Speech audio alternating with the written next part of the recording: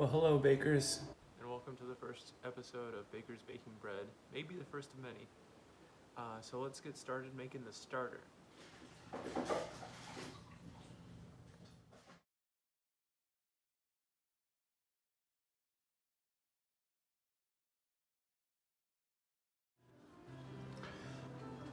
Now that we've made our starter, we have to let it start.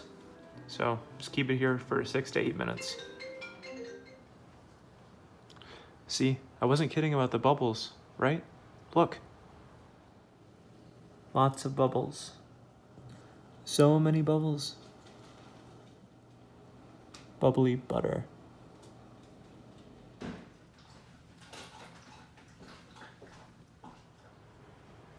So now that we have the bubbly starter, we're gonna put it in the bread machine or stand mixer in your case, and mix it up with 5 cups of flour, or 600 grams if you want to be precise, like the Brits. We're gonna stir it first. Stir, stir, stir. Pour it into the stand mixer.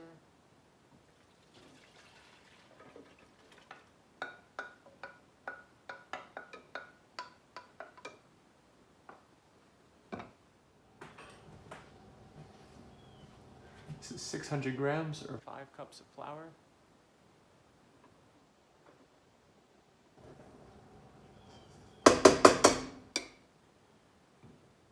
Press start. After it mixes for a while, your dough is going to be pretty shaggy and sticky. It's not really going to come together quite yet. Look, see, doesn't it just look kind of wet? It does. Let it churn round and round.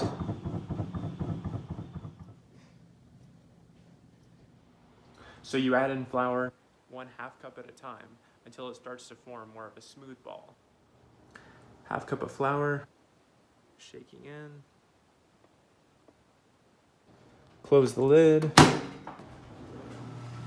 Zoom, zoom, zoom. And you're gonna keep adding 1/2 cup of flour at a time until you get a smooth ball of dough starting to form. You should only need about 2 cups of extra flour max. Ha ha ha. So I added 2 cups of extra flour to this, and I kneaded it in the bread machine for about 5 or 6 minutes.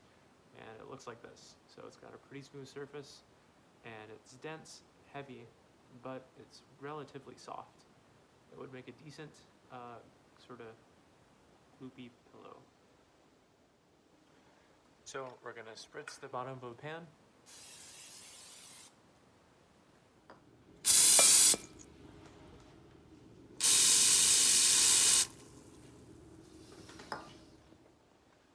Then we're gonna plop in the dough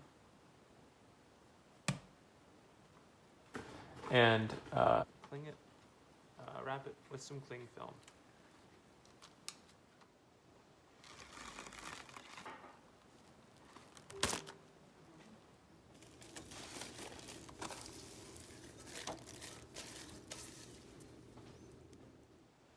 So we're gonna leave our wrapped up dough baby in the bowl for about 20 minutes for the first proof.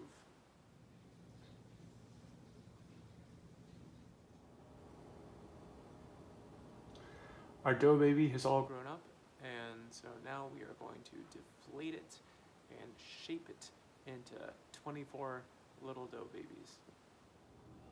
Enormous! So what we're gonna do is roll out the dough baby.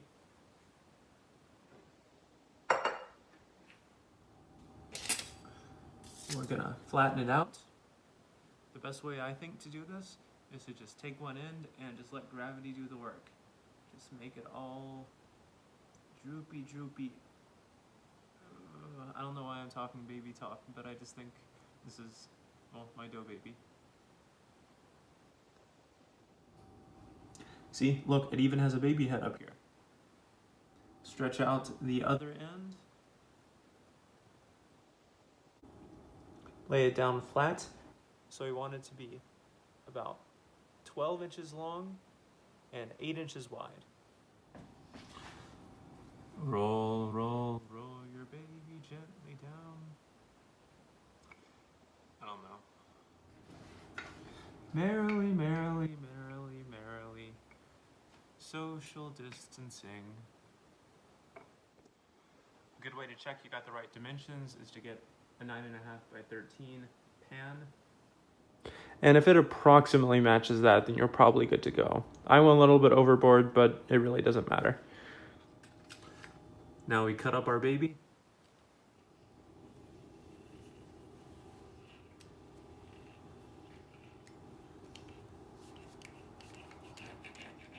And divide each of those 4 into 6.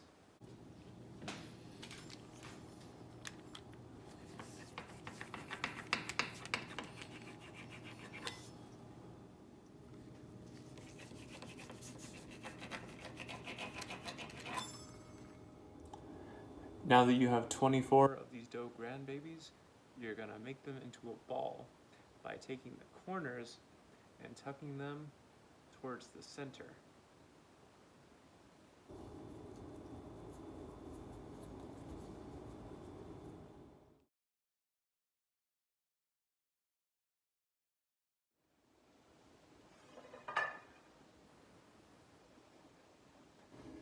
Now you're gonna want to put your dough grandbabies in 2 separate pans.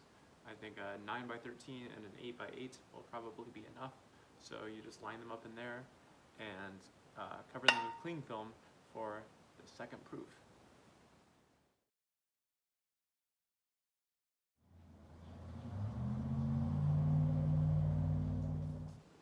So we got them covered up, and we're gonna let them do that second proof for about 20 minutes until they look really puffy and excited to be burned up in the oven. And they'll go in the oven at 350 degrees. So go ahead and preheat now if you've not already. I deem these rolls sufficiently puffed.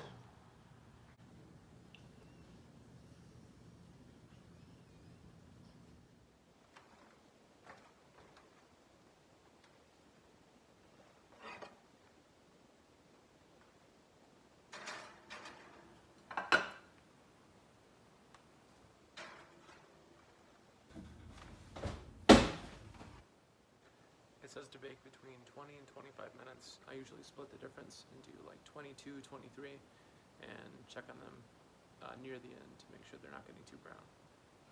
So now we wait.